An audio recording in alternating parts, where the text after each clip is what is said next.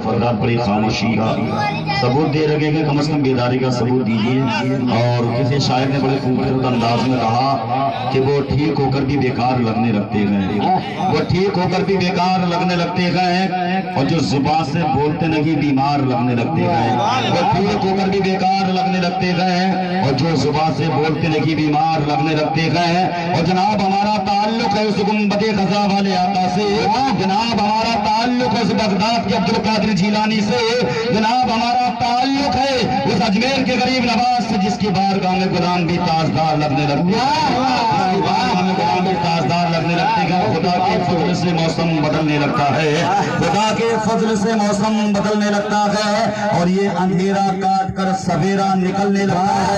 और अजीब वहां पे गए जो खामोश होकर बैठे गए, अजीब वहां पे गए जो खामोश होकर बैठे गए। अरे नबी के जिक्र से पत्थर पिघलने लगता है, और मुश्किल से रास्ते भी आसान हो गए, मुश्किल से रास्ते भी आसान हो गए, और दुश्मन ये देख करके हैरान हो गए। अरे रखा जो कदम मेरे नबी ने ज़मीन पर, रखा जो कदम मेरे नबी ने ज़मीन पर, अरे पत्थर भी कलमा पढ़ के मुसलमान हो गए।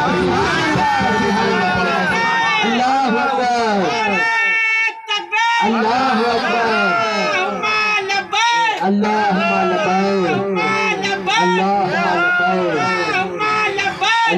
लब्बैक, या रसूल अल्लाह। हमारे कुछ गुनाहों की सजा भी साथ चलती है, हमारे कुछ गुनाहों की सजा भी साथ चलती है।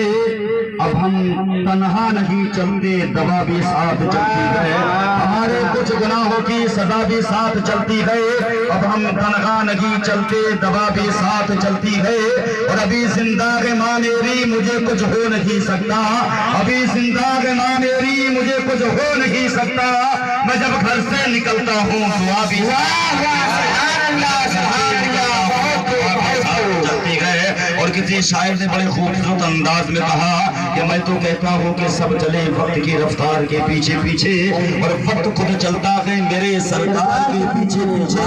और किस कदर थी शबे हिजरत में अली की खैबर, किस कदर थी शबे हिजरत में अली की खैबर। अरे सारे कुफ्फार थे दीवार के पीछे, और उसने अखलाक से बनाया दुश्मन को भी अपना, उसने अखलाक से बनाया दुश्मन को भी अपना। अरे ये दीन फैला नहीं तलवार के पीछे पीछे, दीन फैला नहीं तलवार के पीछे पीछे। और किसी शायर ने बड़े खूबसूरत अंदाज में कहा कि हम बेजान परिंदों पर वार नहीं करते, हम बेजान परिंदों पर वार नहीं करते, और मुरझाए हुए फूलों से हम प्यार नहीं करते, मुरझाए हुए फूलों से हम प्यार नहीं करते। हम दीदार करते गए अल्लाह के वलियों का, हम दीदार करते गए अल्लाह के वलियों का, गुस्ताखे नबी का हम दीदार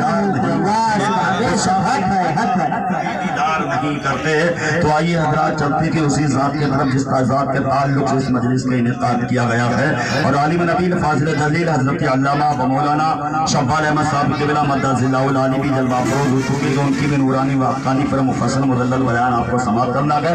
मैं चंद लम्हात के लिए आपके सामने हाजिर हुआ, जैसा कि मेरे तासीफ व तौसीफ बड़ा चढ़ा करके हजरत हाफिज़ व क़ारी तसव्वुर साहब के बिला मद्दज़िल्लाहुल आली ने की कि मैं उस लायक नहीं हूँ, एक तालिब इल्म हूँ, खादिम हूँ, अदना सा गुलाम हूँ कि सुबह कहीं शाम कहीं दिन कहीं रात कहीं फिरते गए आशिक़े बदनाम कहीं, पता किया खाक बताएंगे निशान बेनिशान अपना, लगा बिस्तर जहाँ लेटे वही समझा मका अपना। तो कोई दिल में ताज महल या शीश महल लेकर के ना बैठिएगा, मैं हज़रत का माहौल बनाने के लिए चंद लम्हात किस लिए आपके सामने हाजिर हुआ हूँ। तो चलिए बात का आगाज करते गए। जिस मजलिस में बैठ करके तुम खामोशी इख्तियार कर रहे हो, कसम खुदा की अगर इस मजलिस का मकाम मर्तबा तुम्हें पता चल जाए तो कभी भी अपनी जुबान को खामोश नहीं रखोगे, क्योंकि उसी मदीने तबादीने वाले ताजदार का फरमान है। जिस नबी ने इस रुए जमीन पर रह करके आसमान के चांद को दो टुकड़े कर दिया, उस नबी का फरमान है, उस नबी का फरमान है। जिस नबी ने मकाम सहबा में खड़े होकर के अपनी उंगली का इशारा किया तो डूबा हुआ सूरज वापस आ गया है, उस नबी का फरमान है। जिस नबी ने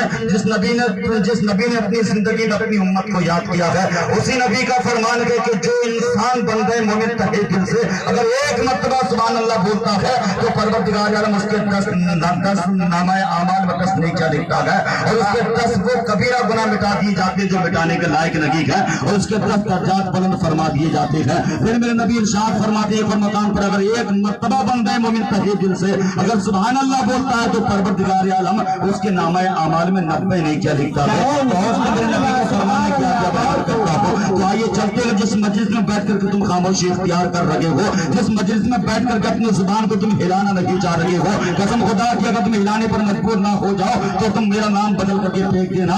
اور چلتے کہ اسی ذات کی طرف اسی روئے زمین کے اوپر اسی آسمان کے نیچے اسی مشرق و مغرب کے مابین ایک ذات ایسی ہے جس کا گزر ایک راستے سے ہوتا ہے, جس کا کہ نام نامی اسم گرامی حضرت سیدنا شیخ شادی رحمت اللہ تعالی علیہ ہے. جب آپ کا گزر ایک راستے سے ہوتا ہے تو آپ کیا دیکھتے ہیں کہ ایک مٹی کے ڈیرے سے خوشبو آ رہی ہے. جب آپ نے اس مٹی کے ڈیرے سے خوشبو آتے ہوئے دیکھی ہے آپ حیران و پریشان ہو جاتے ہیں. سیدنا شیخ شادی کوئی عام آدمی نہیں ہے, کوئی ہمارے تمہارے جیسا نہیں ہے, وہ سیدنا شیخ شادی رحمت اللہ تعالی علیہ ہے جس کا ڈنکا پوری دنیا میں بج رہا ہے. وہ شیخ شادی رحمت اللہ تعالی علیہ ہے جس کا ڈنکا اور تمام اولیاء کرام نے بھی بجایا ہے. وہ بہت سید عالم ہے, بہت جلیل القدر بزرگان دین ہے. جب آپ کا گزر ایک راستے سے ہوا آپ نے دیکھا ایک مٹی کا ڈیلا مہک رہا ہے, آپ پروردگار عالم کی بارگاہ میں ہاتھوں کو دراز کر دیتے ہیں اور عرض کرتے ہیں مولا اس مٹی کے ڈیلے کو قوت گویائی عطا فرما. رب کعبہ میں نے بہت سے مٹی کے ڈیلے دیکھے گئے لیکن کبھی کسی مٹی کے ڈیلے کو خوشبودار نہیں دیتا ہے,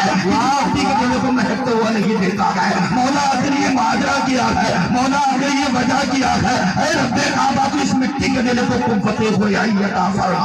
وہ اللہ کا نیک متقی پرہیزگار بندہ رب کی بارگاہ میں ہاتھوں کو دراز کر کے دعا کرتا ہے. قسم اس پاک پروردگار کی جس کے قبضہ و قدرت میں میری جان ہے. مورخین نے لکھا ہے کہ ابھی سیدنا شیخ شادی رحمت اللہ تعالی علیہ کے ہاتھ نیچے نہیں آئے گئے, ابھی ہونٹوں کو جنبش ہوئی گئے, زبان کو حرکت ہوئی گئے. رب قدیر ان کے دعا کو قبول فرما دیتا ہے. اس مٹی کے ڈیلے کو فتح گویائی عطا فرما دیتا ہے. اس مٹی کے ڈیلے کو بولنے کی زبان دیتا ہے. اس مٹی کے ڈیلے کو سننے کی قوت دیتا ہے. وہ مٹی کا ڈیلا سیدنا شیخ شادی رحمت اللہ تعالی علیہ سے مخاطب ہو کر عرض کرتا ہے, اے شیخ شادی پوچھو کیا پوچھنا چاہتے ہو, اے شیخ شادی معلوم کرو کیا معلوم کرنا چاہتے ہو. سیدنا شیخ شادی رحمت اللہ تعالی علیہ ارشاد فرماتے ہیں میں نے دنیا میں بے شمار مٹی کے ڈیلے دیکھے گئے لیکن کبھی کسی مٹی کے ڈیلے کو خوشبودار نہیں دیکھا گیا, کسی مٹی کے ڈیلے سے خوشبو آتے ہوئے نہیں دیکھی گئے, کسی مٹی کے ڈیلے کو مہکتے ہوا نہیں دیکھا گیا. اے مٹی کے ڈیلے سے یہ تو بتا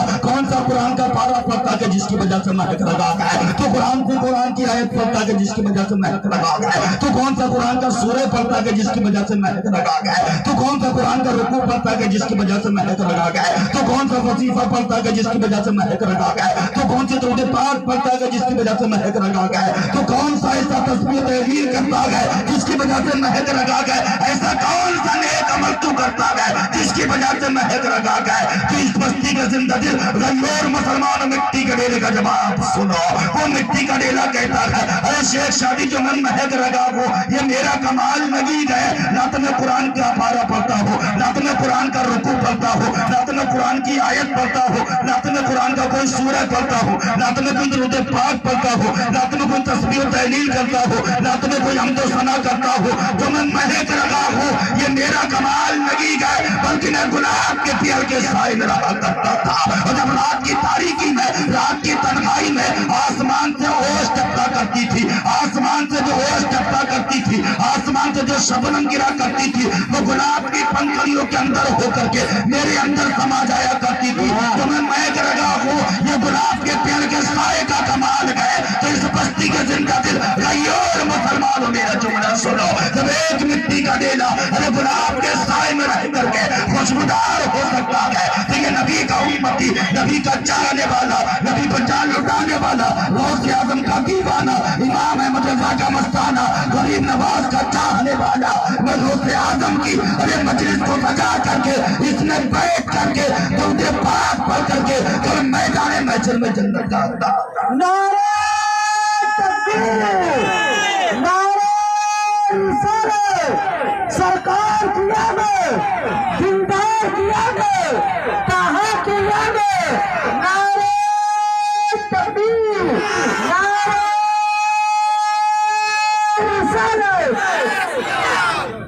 جب ایک مٹی کا ڈیلا گلاب کے سائے میں رہ کر کے خوشبودار ہو سکتا ہے، تو ہم تم تو پھر بھی نبی کی امتی ہیں، نبی کے چاہنے والے ہیں، اور اب تبارک و تعالیٰ نے 18,000 مخلوقات میں سب سے اشرف بنا کر کے تمہیں بھیجا ہے۔ جو سب سے اشرف ہو، سب سے بلند والا ہو، سب سے عظمت والا ہو، سب سے بڑا رتبے والا ہو، اس کا مقام کیا ہوگا؟ بولو، اس کا مقام کیا ہوگا؟ جب ایک مٹی کا ڈیلا گلاب کے سائے میں رہ کر کے خوشبودار ہو سکتا ہے، یہ نبی کا امتی، نبی کا چاہنے والا، غوث اعظم کی میلاد منانے والا، قسم خدا کی کل میدان محشر میں جنت کا حقدار ہو سکتا ہے، کوئی مائک لال نہیں ہے۔ یہ سبق ہمیں ملتا ہے بزرگوں کی مجلسوں میں بیٹھنے سے۔ اور قرآن مقدس کی جس آیت مبارکہ کی میں نے تلاوت کرنے کا شرف حاصل کیا، رب تبارک و تعالی قرآن المجید فرقان الحمید کے اندر ارشاد فرماتا ہے، یا ایھا الذین آمنوا، اے ایمان والو، اتقوا اللہ، اللہ سے تھوڑا یار ماحول بناؤ سننے کا، تب کچھ بات کی جائے آپ سے۔ سننے کا موڈ میں ہے نا، تو ادھر ادھر کیا دیکھ رہے ہو یار؟ اس سمے مجھ سے بڑا خوبصورت کوئی نہیں ہے یہاں، اس وقت مجھ سے بڑا خوبصورت کوئی نہیں ہے یہاں، کیونکہ اللہ اور اس کے رسول کے ذکر سے زیادہ خوبصورت، اس سے زیادہ بلند والا، برتر والا، عزت والا، عظمت والا کسی کا ذکر ہے ہی نہیں۔ جس کا ذکر خوبصورت ہوگا، اس کا ذکر کرنے والا بھی سب سے بڑا خوبصورت ہوگا۔ سب کو دیکھ رہے ہو، کم از کم ادھر دیکھ لو، سبحان اللہ بول دیا کرو، کوئی بات سمجھ میں آئے۔ تو رب ارشاد فرمایا تھا، یا ایھا الذین آمنوا، ایمان والو، اتقوا اللہ، اللہ سے ڈرو۔ تو کیا ایمان والوں کی نجات کے لیے اتنا کافی نہیں ہے کہ وہ اللہ سے ڈرو گے؟ کیوں پروردگار عالم ارشاد فرما رہا ہے، وَكُونُوا مَعَ الصَّادِقِينَ، سچوں کے ساتھ ہوتا، کیونکہ پروردگار عالم کا علم ازلی اور ابدی ہے۔ پروردگار عالم اپنے علم سے یہ جانتا ہے کہ آخری وقت میں، آخری زمانے میں، آخری دور میں کچھ ایسی جماعتیں پیدا ہو جائیں گی جو یہ دعویٰ کریں گی کہ ہم حق پر گئے، ہمارے سوا سب غلط اور باطل ہے۔ جیسا کہ آج اسی روز زمین کو اوپر، اسی آسمان کے نیچے، اسی مشرق کو مغرب کے مابین دیکھنے کو ملتا ہے، کتنی جماعتیں پیدا ہو گئی۔ کسی نے اپنے آپ کو اہل حدیث کہا ہے، کسی نے اپنے آپ کو اہل قرآن کہا ہے، کسی نے اپنے آپ کو دیوبندی وہابی کہا ہے۔ طرح طرح کی شاخوں کو پیدا کر کر کے ہر انسان یہ دعویٰ کر رکھا ہے کہ ہم حق پر گئے، ہمارے سوا سب غلط اور باطل ہے۔ اسی کے لیے ارشاد فرمایا، وَكُونُوا مَعَ الصَّادِقِينَ۔ تو جیسی جماعتیں پیدا ہو جائیں گی تو یہ دعویٰ کریں گی کہ ہم حق پر ہیں، ہمارے سوا سب غلط اور باطل ہے، تو کم پڑھے لکھے لوگ ہوں گے، ایسے لوگوں کی گمراہیت میں پھنس جائیں گے، ایسے لوگوں کا شکار ہو جائیں گے، وہ یہ فیصلہ نہیں کر سکیں گے کہ کون حق پر ہے، کون غلط اور باطل ہے، وہ یہ فیصلہ نہیں کر سکیں گے۔ اسی لیے رب نے ارشاد فرمایا، وَكُونُوا مَعَ الصَّادِقِينَ، سچوں کے ساتھ ہو جاؤ،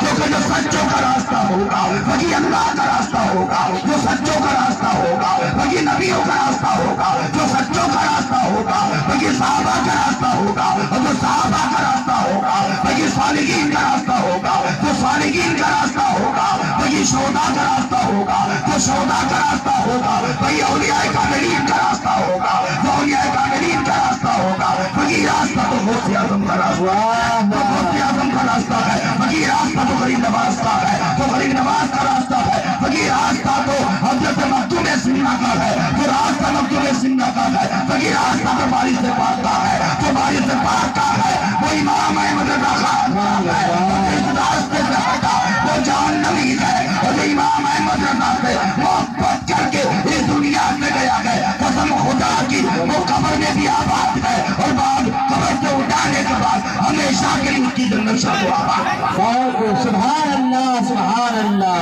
واہ کیا کہنا ہے۔ ارشاد فرمایا، وَكُونُوا مَعَ الصَّادِقِينَ، سچوں کے ساتھ ہو جاؤ۔ تو سچا کون ہے؟ جو سچوں کا راستہ ہے وہی راستہ تو غوث اعظم کا ہے، جن کی ہم مجلس لا کر کے یہاں بیٹھے، جن کا ذکر کرنے بیٹھے گئے، اور میرے نبی ارشاد فرماتے ہیں،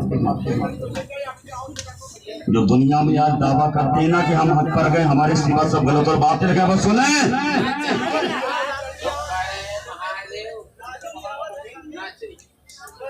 میرے نبی کا فرمان ہے کہ میرے نبی ارشاد فرماتی ہیں ستن طریق امتی علی ثلاث و سبعین ملۃ کلهم فی النار الا ملۃ واحدہ، بے شک میری امت میں 73 فرقے ہو جائیں گے جس میں سے ایک ہی فرقہ جنتی ہے، باقی 72 جہنمی ہیں۔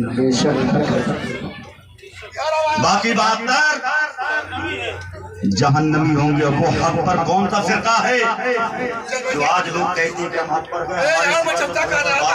سنیں، میرے نبی ارشاد فرماتے ہیں ما انا علیہ واصحابی، جو میرے طریقے پر ہو، میرے صحابہ کے طریقے پر ہو، میرے طریقے کو سنت کہتے ہیں اور صحابہ کو جماعت کہتے ہیں، اور جو دونوں کو جوڑ دو تو اہل سنت والجماعت ہوتا ہے۔ اس سے معلوم یہ ہوا جو اہل سنت والجماعت کے طریقے پر ہے وہی فرقہ جنتی ہے، اور جو اہل سنت والجماعت سے ہٹا وہی فرقہ جہنمی ہے۔